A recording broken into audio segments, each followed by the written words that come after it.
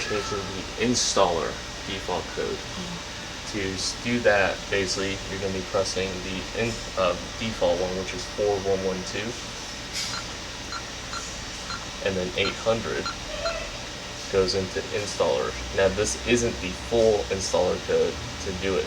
You have to actually press star to 0, and then enter the new one.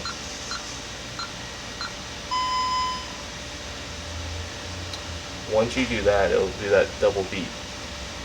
With that, now we can exit out to do the actual physical users. To exit out, you do star 99. There